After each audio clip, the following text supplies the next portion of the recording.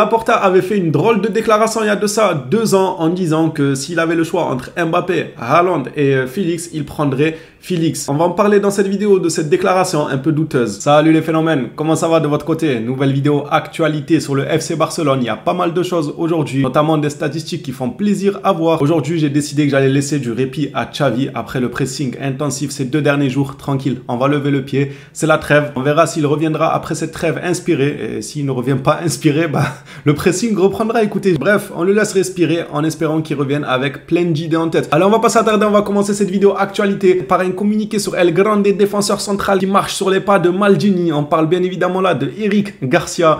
Selon Quique Arcel, directeur sportif de Gérone, le désir de Eric Garcia a été la clé de son transfert. Le processus a été compliqué parce que Barcelone ne voulait pas qu'il parte, il voulait qu'il vienne et cela montre sa qualité de footballeur. Je vois pas le rapport. Je vois pas le rapport entre le fait qu'il ait décidé d'aller à Girona et sa qualité en tant que footballeur. Sa qualité humaine peut-être oui, ou peut-être son ambition de vouloir progresser. Moi je salue ça. Le gars, il a vu qu'au Barça, il n'avait pas beaucoup de minutes de temps de jeu. Il a vu que c'était encore plus bouché avec les Inigo Martinez, ainsi que le jeune Sénégalais qui apparemment plaît énormément à Xavi. Il a dû se dire que la concurrence va être féroce, autant que j'aille prouver ce que je vaux dans un autre club pour pourquoi pas plus tard avoir une place dans un grand club. Ça, je salue son geste. Sincèrement, c'est une très bonne prise de décision de sa part. Vaut mieux ça que rester sur le banc et ne pas progresser. Le joueur veut être important parce qu'il grandit. Tout à fait normal et tout à fait louable de sa part de vouloir aller dans un club qui lui accorde plus de minutes de temps de jeu. J'ai absolument rien contre ça. On salue ton geste, Eric Garcia. Passons maintenant à quelques informations concernant notre jeune pépite, Lamine Yamal. Selon Mundo Deportivo, c'est pas étonnant, et Yamal sera bel et bien candidat pour le Golden Boy. Mais est-ce qu'on peut se poser des questions sur ce fameux trophée là, le Golden Boy? Ça fait des années on arrache tout, ça fait des saisons Golden Boy sur Golden Boy. À titre personnel, j'aurais aimé que ce soit des Ligues des Champions, on va pas se mentir, ça va 2 minutes les Golden Boy, mais c'est toujours ça à prendre. Ça prouve que le Barça a vraiment une jeunesse dorée. Yamal, on sera derrière toi pour aller chercher ce trophée. S'il continue comme ça, il n'y a pas de raison pour qu'il le rate. Il a les caractéristiques pour finir Golden Boy. On va rester toujours avec Yamal, avec une petite anecdote sortie aujourd'hui. Ça concerne aussi Azpilicueta. César Azpilicueta a donné son avis sur le jeune crack. C'est un jeune fantastique. C'est un plaisir de voir des joueurs comme lui avec de la confiance et qu'ils ont quelque chose de spécial. Pour la petite anecdote, Azpilicueta lui aurait dit: quand j'ai fait mes débuts dans le football, tu n'étais pas encore né. C'est fou quand même de l'imaginer. C'est un truc de fou. Quand Azpilicueta il a commencé sa carrière professionnelle de football, Yamal il n'était pas né. Je crois même que la première sélection, je sais pas ça, mais il me semble la première sélection d'Azpilicueta, là peut-être j'ai abusé, j'en ai trop fait, mais il y a moyen. Vérifiez juste ça s'il vous plaît, mais 15 ans c'est très jeune.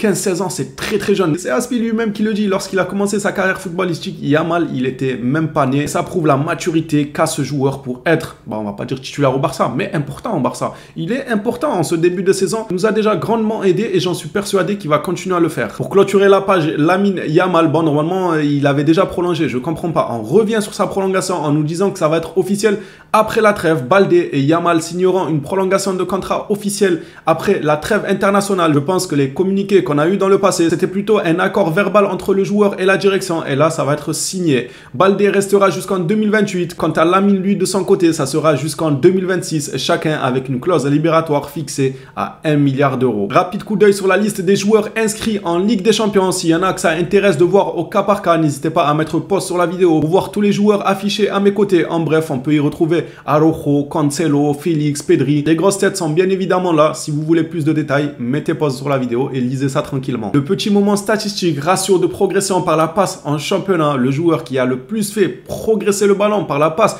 jusqu'en attaque, eh ben c'est Frenkie de Jong. Dans les 5 plus grands championnats, c'est juste énorme et certains pensent que Frenkie de Jong finira sur le banc. Enfin, avec Xavi en tête, oui, je peux comprendre que certains puissent le penser. Mais si c'est votre avis, votre envie à vous, si on vous disait, moi c'est simple, à l'heure actuelle, en ce début de saison, je dis bien en ce début de saison, ce que Frenkie de Jong a montré, tout le monde va sur le banc sauf lui. Ça sert à rien de poser des questions. Oui, mais imaginons si Oriol il va sur le banc et qu'on passe à 3 milieux, qui vous faites jouer? Gavi, Pedri, Gundogan, ou bien De Jong, Gundogan, Pedri. Pour commencer, mettez Frenkie de Jong et ensuite débattez. Débattez sur Gundogan, aussi grand qu'il est, il n'y a aucun souci. Pour moi, bien évidemment qu'il est titulaire. Débattez sur Pedri, sur Gavi, vous pouvez débattre autant que vous voulez, mais vous mettez obligatoirement Frenkie de Jong sur la feuille de match car ça serait criminel de le mettre sur le banc. S'il y en a bien un qui ne doit pas aller sur le banc à 100%, à 1 milliard de pourcents, c'est lui. Et tous ces stats-là, ce ratio de 1.10, les gars, c'est dans une équipe, le Chavissimo, hein. Ça défend plus que ça joue de l'avant. Imaginez maintenant si le joueur jouait dans une équipe qui prend un football offensif avec une cohérence de jeu, je pense que ça aurait pu être encore plus monstrueux. Chapeau, le début de saison de Frenkie de Jong. Moi, s'il y en a deux qui se détachent en ce début de saison, Frenkie de Jong et Koundé me surprennent énormément. Ils font un début de saison parfait. On est arrivé à la déclaration assez improbable. Peut-être qu'il y en a qui vont être d'accord avec lui, mais bien évidemment, j'estime que c'est des foutaises. Tous ceux qui vont être d'accord avec lui, bah, c'est de la mauvaise foi. Tout simplement, les gars, si on est objectif et qu'on voit un peu plus loin que le FC Barcelone, un peu plus loin que ce fanatisme-là qui nous renferme que derrière un club, on n'a pas le droit de parler des autres équipes, on n'a pas le droit de dire qu'ils sont forts, qu'ils ont des joueurs talentueux, tout ça. On ne peut pas valider les dires de Laporta, même si je suis le premier à apprécier énormément Joao Félix. Et pour moi, c'est un énorme plaisir qu'il ait signé au Barça. Les vrais le savent très bien. Laporta a déclaré il y a 2 ans, si je devais choisir entre Haaland et Mbappé, j'amènerais Joao Félix. C'est un bluffeur, je vous jure, c'est un bluffeur. Genre en mode on te laisse le choix entre Haaland, Mbappé et Félix. Ton premier choix, tu vas dire ouais, je ramène Félix. Félix, je compte sur lui pour réussir du côté du Barça. Moi, j'y crois. J'espère ne pas tomber de haut. Ça, c'est un fait. Félix a du talent. Ça aussi, c'est un fait. Félix est jeune, talentueux, c'est des faits. Absolument aucun problème avec ça. Mais t'as deux machines comme Mbappé et Erling Haaland qui, eux, scorent déjà. Ils te mettent déjà les plus de 30 buts assurés chaque saison. Désolé, mais la déclaration, elle est pas très objective. C'est un beau parleur. On le sait très bien. Et en plus de ça, Laporta est réellement fan de Félix. Donc, je pense qu'il a dit ça parce qu'il appréciait plus Félix et non pas dans un côté compétitif où il penserait à la compétition. S'il venait à penser compétition, je pense qu'il n'est pas bête. Bien évidemment qu'il préfère Mbappé ou Erling Haaland. Mais il a dû parler avec l'affectif, chose que je peux comprendre car moi-même j'ai beaucoup d'affection pour ce joueur qui est Joao Félix. Et puisqu'on parle de Joao Félix, Luis Suarez lui aussi a de l'affection pour le jeune Joao. Luis Suarez a commenté un post Instagram de Joao Félix en lui disant: j'espère que cette étape se passera très bien. Tout le monde encourage Joao Félix, tout le monde rêve de voir Joao Félix enfin mettre son talent en place, mettre son talent en œuvre. Et aussi à peu près tout le monde sait que Joao, s'il veut vraiment lancer réellement sa carrière après ce qu'il nous a montré avant d'arriver en Liga, il se doit de confirmer au Barça car c'est l'un des clubs qui match le plus avec sa façon de jouer. S'il ne réussit pas au Barça, je le vois réussir nulle part. En tout cas dans les grands clubs, ça va être compliqué pour lui de réussir ailleurs. Le Barça, ça colle énormément avec sa façon de jouer. Hâte de voir ce que ça va donner Joao au Barça. Pour terminer cette actualité, on va la clôturer avec une information encore sur Joao Félix qui a refusé